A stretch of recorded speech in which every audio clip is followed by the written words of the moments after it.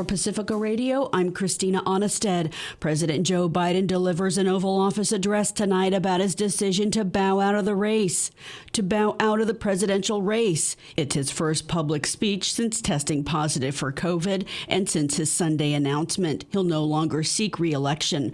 Vice President Kamala Harris campaigns in the Republican state of Indiana today, a day after her first campaign event as a presidential candidate in the swing state of Wisconsin. Christopher Martinez reports. As Attorney General of California, I took on one of our country's largest for-profit colleges that was scamming students.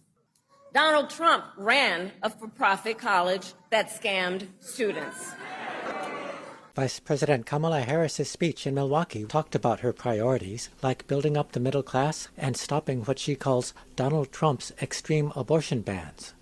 She also had some choice words about the Republican presidential candidate, and she says she'll put her record up against Trump's any day of the week. As a prosecutor, I specialized in cases involving sexual abuse.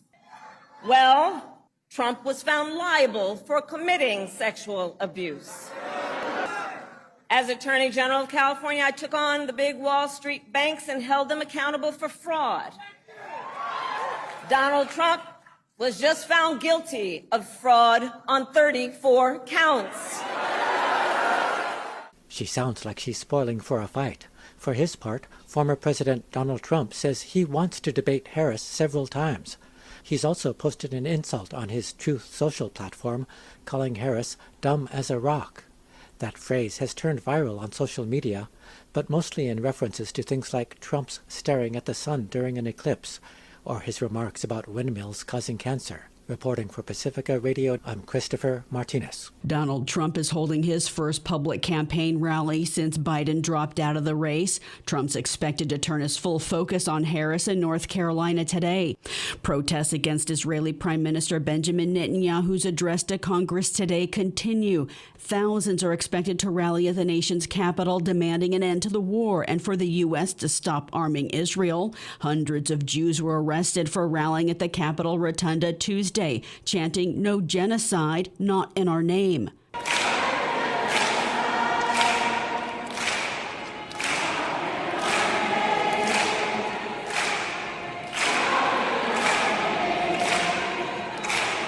Activists with Code Pink rallied outside the Watergate Hotel where Netanyahu's staying, dressed in jailhouse uniforms and with banners that said "Arrest Netanyahu." Israeli media have reported the International Criminal Court is expected to issue war crimes arrest warrants for Netanyahu in the coming weeks over the war in Gaza. Activists criticized the barricade set up to keep protesters at bay at the nation's capital. Police from out of state have been brought in for security.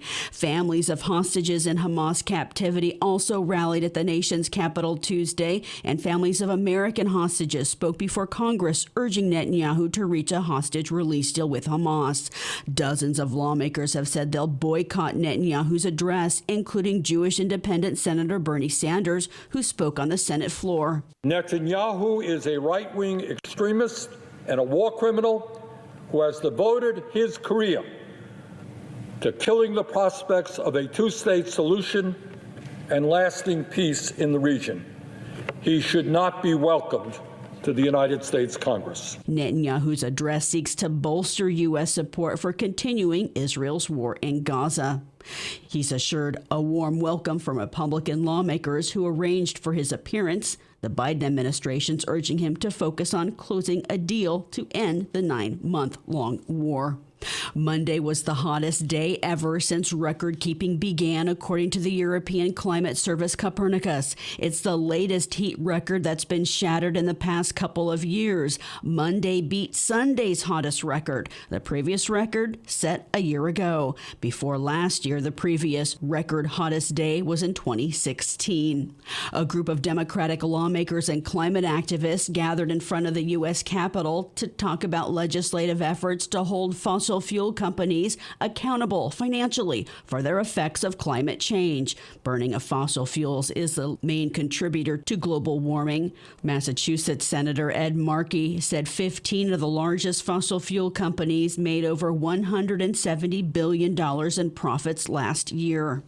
New Jersey Senator Bob Menendez, a Democrat, says he's resigning from office August 20th following a corruption conviction for taking bribes and acting as an agent of the Egyptian government. His letter to New Jersey governor came a day after the Senate Ethics Committee began a review of Menendez for possible expulsion following his conviction. It gives the governor the ability to appoint someone to the Senate for the remainder of Menendez's term, which expires January 3rd. He faces the possibility of decades in prison. A judge scheduled his sentencing on October 29th. Menendez says he's innocent.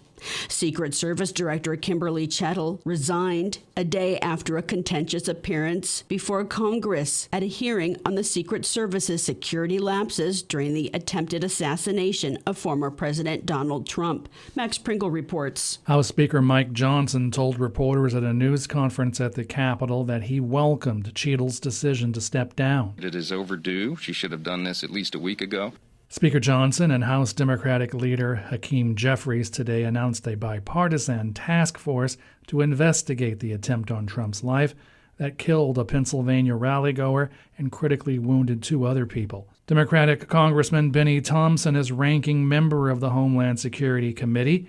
He said the attempted assassination underlines the need for a renewal of the federal assault weapons ban, which was allowed to expire in 2004. The attempted assassination is another tragic example of the threat high-powered weapons like the AR-15 pose to our communities and to police officers trying to keep us safe.